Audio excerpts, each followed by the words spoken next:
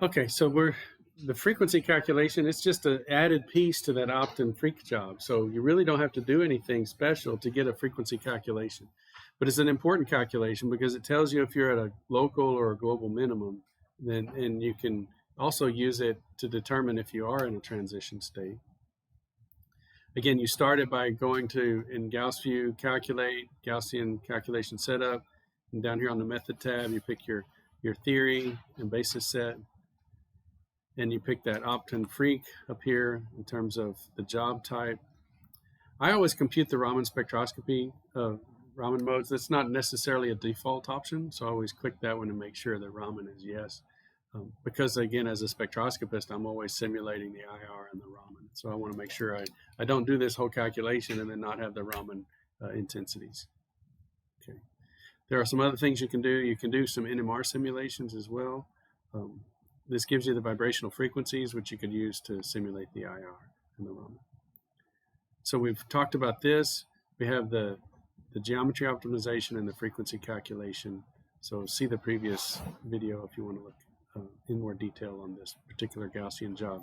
But it's that frequency calculation where they calculate the second derivative of the energy with respect to the motion. So that's going to give you that potential energy surface for the harmonic oscillator approximation of the vibrations. Now the vibrational frequencies are, I would say, okay. They're not necessarily great, but they're good enough for you to compare to experiment. And there's some fantastic results that you can get in terms of calculating the infrared spectrum and comparing it to experiment. Of course, the percent error is going to be greater if you have a smaller vibrational frequency, but the percent errors are quite good up here at the higher vibrational frequencies. So let's look at these post-calculation options. I guess for me, the most common is to simulate a spectrum. So you take the vibrational output and you can simulate an infrared spectrum. You could take the Raman, the vibrational output, and the Raman intensity, and you could simulate a Raman spectrum. There are other calculations you could do. There's an NMR option. So you would optimize the geometry, do the frequency calculation, make sure you're at a local minimum. And then you could do a third job calculating the NMR at that optimized geometry. And it'll calculate the splitting of the different protons in their environments, okay, or carbon-13. And you could also do what's called a Zendo calculation.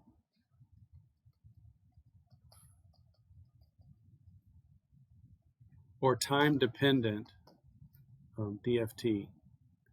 Well, let me spell that out.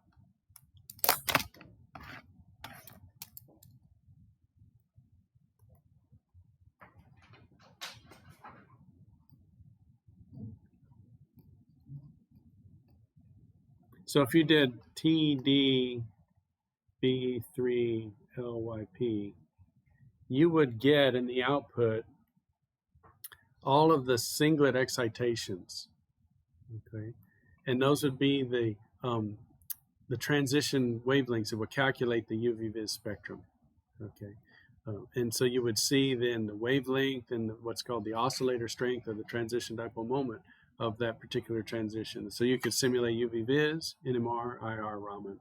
So that's what I do most of the time as a spectroscopist, okay.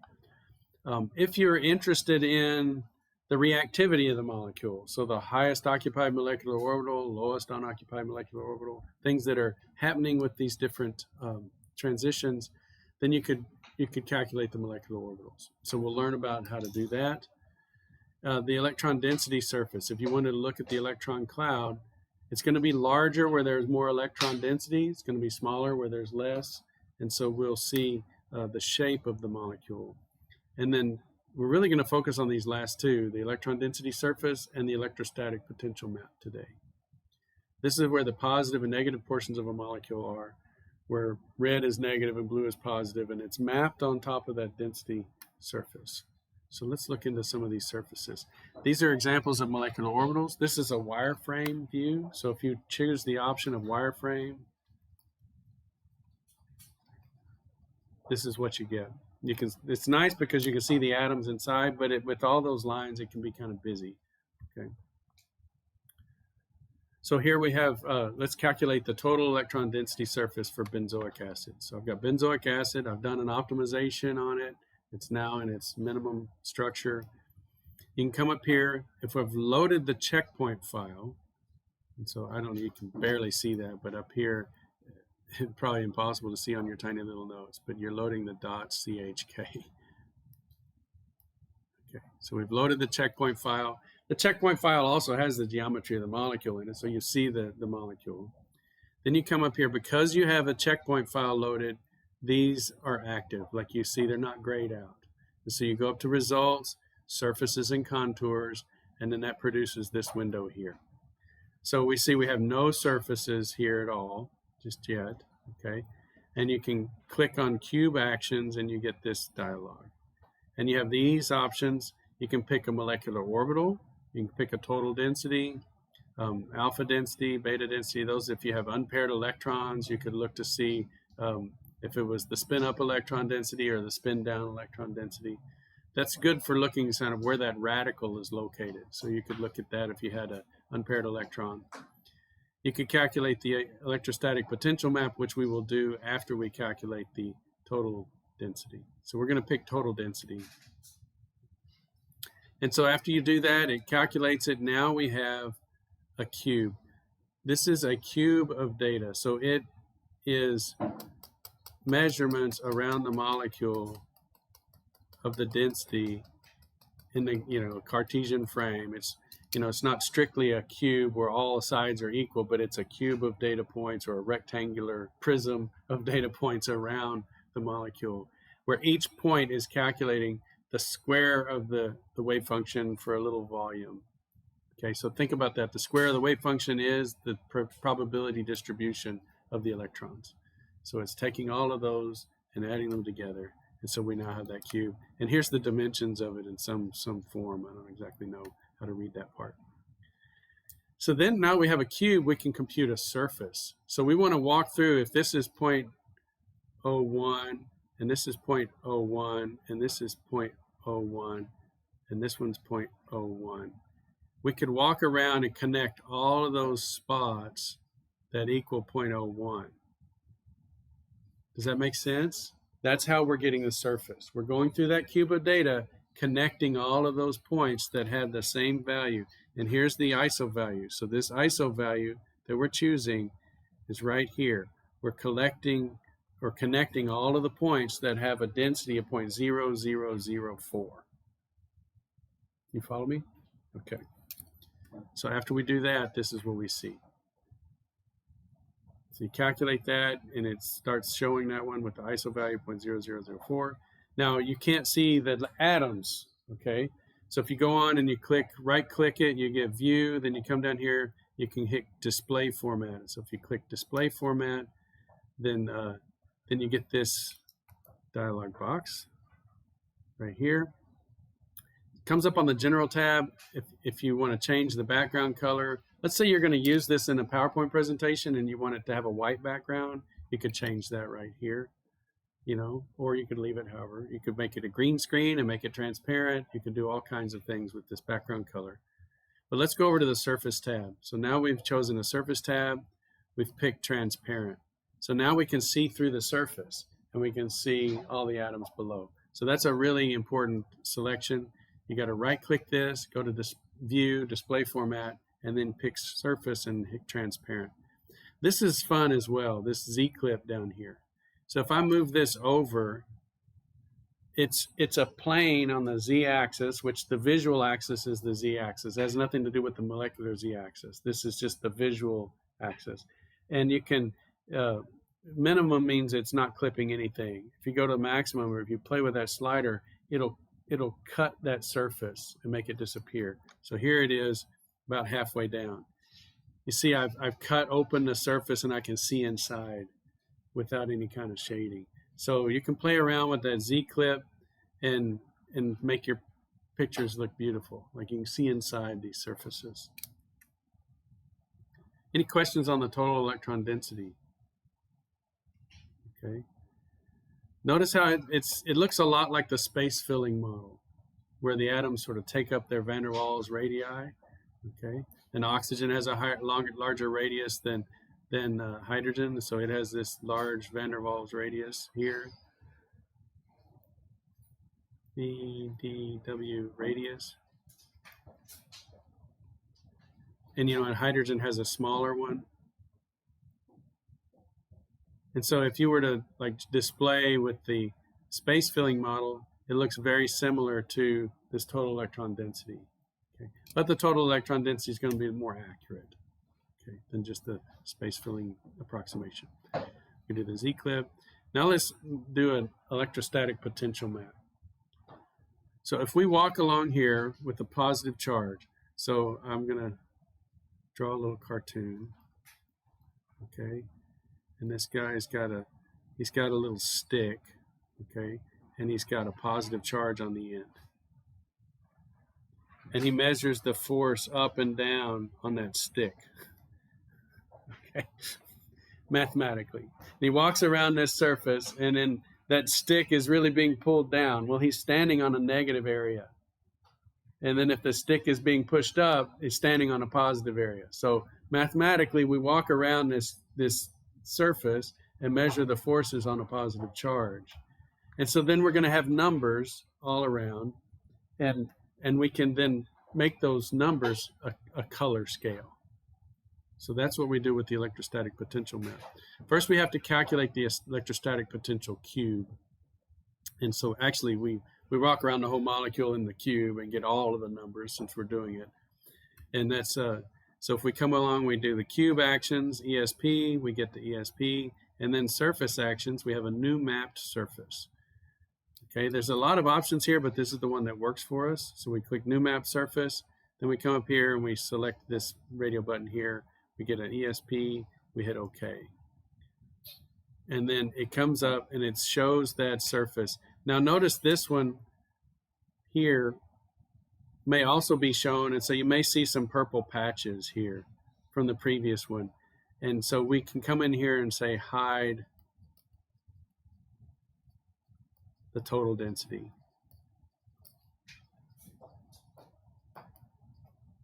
And that'll clean up the picture a little bit. And so now we have our electrostatic potential. You see it's color-coded too.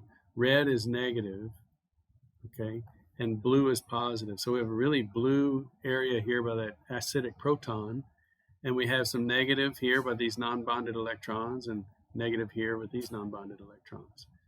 Now these are protons too. They might be slightly blue, but they're not as blue as this. And so right away, I can tell where's the acidic proton, right where that blue area is. If I have something that's going to be a base, and it's going to want to grab a proton from something, that's where it's going to go. It's going to steal that proton. We could actually calculate the pKa values by trends and these different charges on the protons. Now it's kind of see-through. We can go in there, right-click, and make it not transparent, make it solid, and we can do the Z-clip, and we get a really beautiful image. So I went through, I right-clicked, I went back to display format, I went to surfaces tab, and I clicked solid, and it made it solid. But then I couldn't see my atoms. But then I came here and I clicked the Z-clipping, and I opened up that solid surface where I could see the atoms inside. And this makes an absolutely beautiful image for a presentation.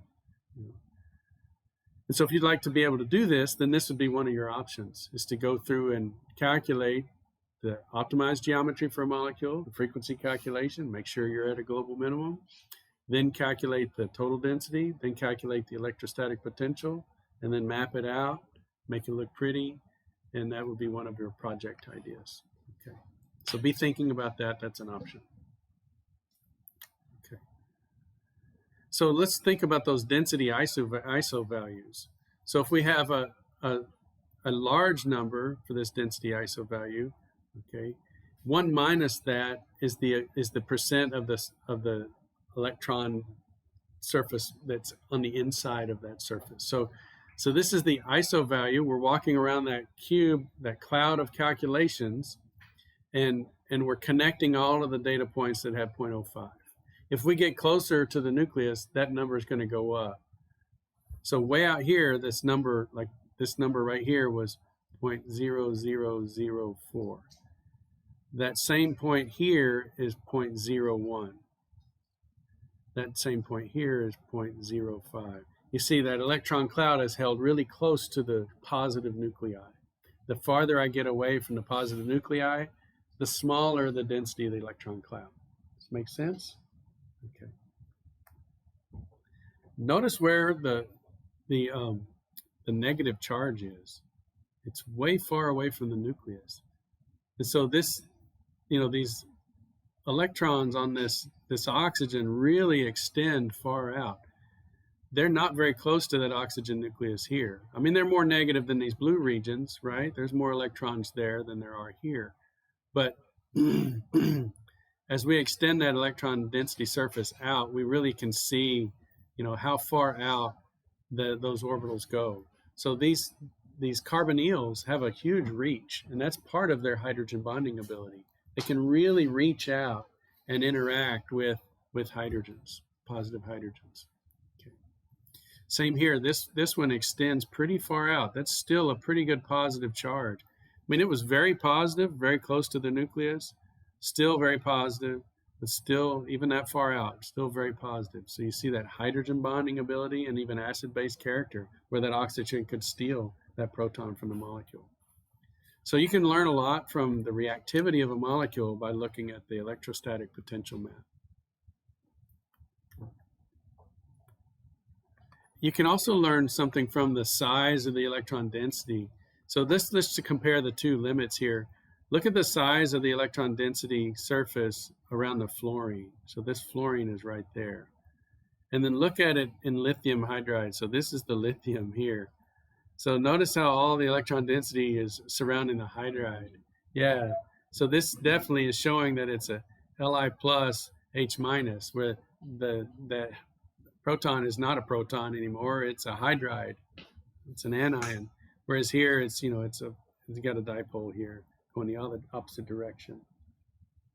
So this is something you could gain from the electron density itself. You do the total electron density. This is a cool thing you can do. You can look at these electrostatic potentials. Instead of surfaces, you could do a contour map. And so this would be another option for someone's project, to take a molecule and map out the contours of charge around those molecules. So remember, red is negative, okay?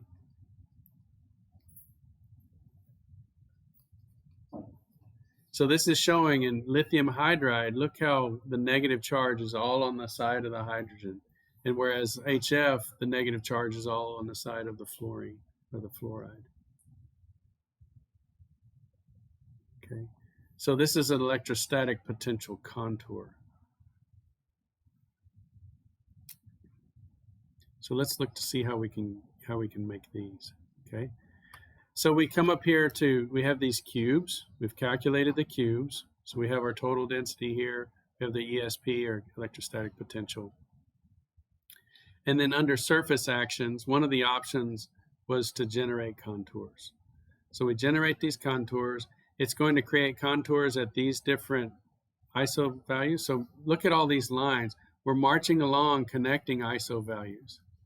So in the surface, we were connecting, like this might be a particular ISO surface, like say 0.0004. Okay, so it goes around, and then we color code it in terms of its positive and negative values. The contours calculate many surfaces and just plot sort of a topographical map of the different ISO values. So that might be 0.004, this might be 0.001, this might be 0.05. And so just as they, get like the mountains on a map, a topographical map, you can see they get smaller and smaller as you go further out. And all those lines, like on a map, those would be, what would you call it? Elevations or ISO elevations. These are isoelectronic spots for the electron density and the charges associated with them. Okay. Now, if we put that surface and we cut around that oxygen, you see we cut through a really negative region and a really positive region. So we have a negative here where the red is and a positive region here. Is there a way to do this to create a 3D rendering of the elevation? Because I know in MATLAB, if you do some of these calculations for contours, you can actually change it to be 3D, so you can see the different plateaus. Yeah, yeah. I've never seen that, but it's possible, I would guess. Yeah, where you would take these and make the the larger the number, the taller it was. Yeah, You would have to have the molecule say down at the ground level or whatever, and you'd see valleys where it was negative and peaks where it's positive. So, but I've never seen a plot like that. Yeah. I don't think so, but it might be. I don't know everything about the program. Okay. Yeah. Now, one thing that's important here, if you do this for your project, and that is you're going to have to define the plane, perhaps. So when I was doing the lithium and the fluorine, by default, it picked this plane here, and I didn't want that plane. So I got the molecule, and all of my contours were like this, and I wanted my contours to be like this. And so I had to go in and define the plane. I had to pick like the 0, point, and I had to pick a point along, say, the z-axis and a point along the y-axis. What it did was it picked the origin, and it did the x-axis and the y-axis. And so it did this plane, the xy plane. And I had to define the yz plane or the xz plane and then rotate it. Okay.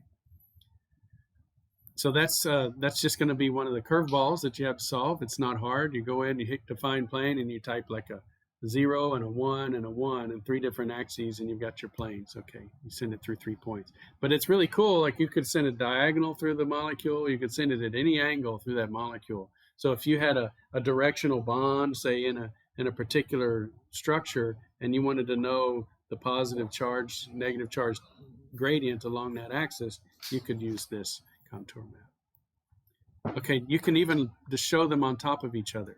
So here we have the ESP map being shown. So there's the iso density with the ESP mapped on top of it, and you can kind of see the contours. Yeah, you can see this. And you can see where that negative region is and the positive region. And so this is really great. So here's the contours available. So it's showing you that ESP array, and it's showing you the electrostatic potential mapped onto the total electron density. So we got a whole lot of surfaces going on. And that's why they call this post-processing. We did the calculations, okay, and we got the results, and the checkpoint file had all the data in it. And then this is ways to analyze the electron cloud, the charges on the molecule, all of those different things. Any questions about this? Where would a nucleophile attack this molecule? The blue regions, right? It's going to be attracted to. So if I come in with a bromide or something like that, it's a nucleophile. It's going to want to go where the positives are. What about an electrophile? The opposite, right? It's going to go for the negative regions. So we can look at the reactivity of a molecule using this. So it's not just about the vibrational frequencies. Once we get that electron cloud, chemistry is where the electrons are. And you can see the electrons have such a huge effect, even far away from the molecule. So the nuclei, I don't know if have I talked about the ball at target in this class yet? You guys remember? Yes. In this class? You remember from PChem, yeah. Okay, so if that little red ball in front of target, y'all been to target? In front of the door, there's a red ball, okay, to keep cars from driving through the glass windows. Yeah, sorry, it's the way it's our society today. Okay, if that ball is a meter, okay, and that's the size of a proton, how big is the hydrogen atom? Where would the 1s electron be on average, like its most probable location? Have you guys driven down to the Woodlands? Okay, this would be in spring. In Madisonville, Buc-ee's, you know where Buc-ee's is? If the target ball is the proton, our hydrogen spends a lot of time at Buc-ee's. Okay, north of here. Or if you've gone west to let's see, west you've gone to Navasota. So all the way past Roans Prairie, all the way past